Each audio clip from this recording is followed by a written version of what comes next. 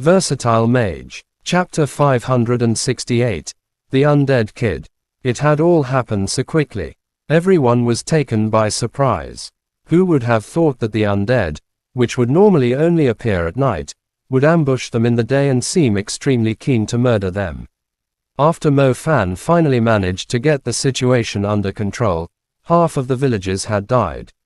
Mo Fan had started killing the zombies as soon as the ambush took place.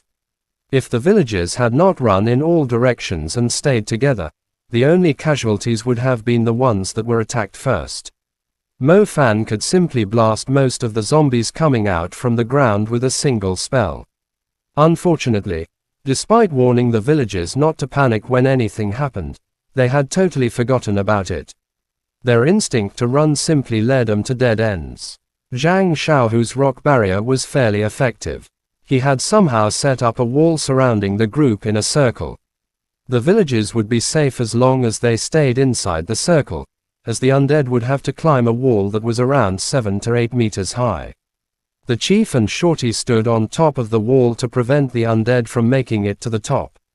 The zombies' jumping ability was only average, but their claws were very sharp, allowing them to climb the wall quickly. The two were responsible for killing the zombies that were climbing the wall. Zhang Xiaohu was inside the circle.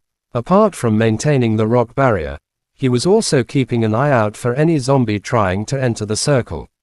Mo Fan and Lu Ru were outside of the wall. Several villagers were still running wildly in the open. They were trying to save them. Not far away, Lu Ru was lifting the villager called Guzi as if she were picking up a little chick. The villager did seem like he was given quite a nice name, since dogs were tough to kill. A few other zombies were chasing another middle-aged villager, yet none of them seemed interested in that guy after Lu Ru came to rescue him. "Help!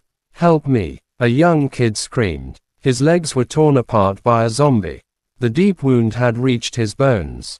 Grabbing Guzi with one hand, Lu Ru leapt forward and glided in the air before landing right in front of the kid. Lu Ru let go of Guzi. She clenched her hands into claws and swept sideways. 10 crimson flickers like blood-colored sickles slashed at the 3 zombies that were running toward them.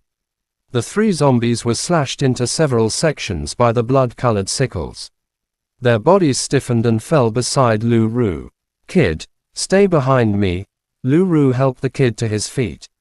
At that instant, Guzi glanced at the young man and immediately had a weird expression. He pointed his trembling finger at the kid Lu Ru was helping and yelled, He's not from our village." However, it was too late when Guzi screamed. As soon as Lu Ru went over to help the kid, an eerie grin appeared on his pale face. He reached the hand he had been hiding behind his body forward, which only had white bones left. The hand with only white bones was sharp as a dagger, stabbing fiercely at Lu Ru's heart. An icy flicker flashed across the air. Lu Ru was so close to the young kid. There was no way she could react in time. The kid's hand went right into Lu Ru's chest through her heart. Lu Ru's face was filled with disbelief. She did not expect the kid to be an undead too, and one that possessed such a vicious mind. The kid was a different kind of undead compared to the zombies. "That's what you get for being a busybody.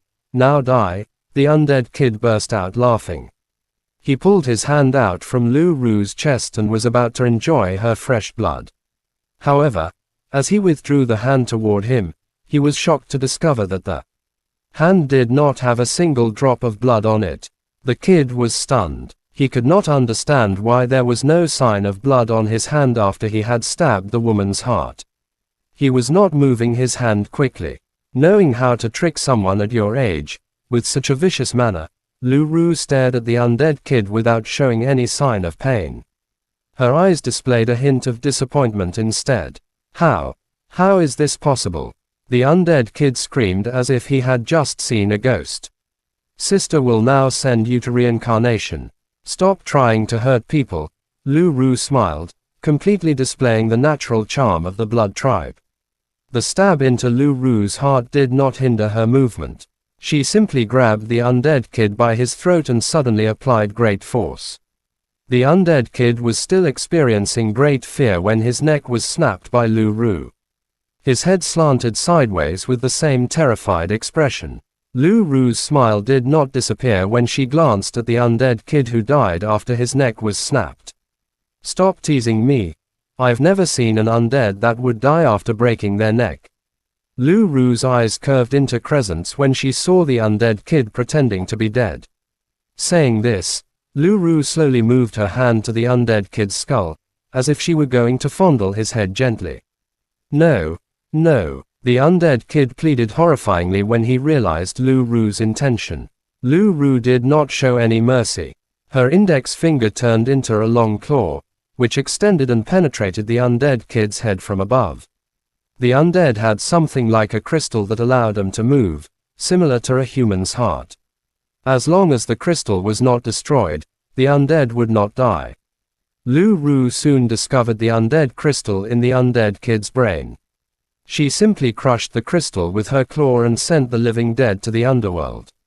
The crystal was pierced by the claw, leaving the undead kid crying in agony. Black gas immediately came out from the holes on his face, as if it had drawn all the energy from his body. The undead kid turned into a dried corpse within a few seconds. After confirming that the undead kid was dead, Lu Ru rose to her feet and fell into deep thought.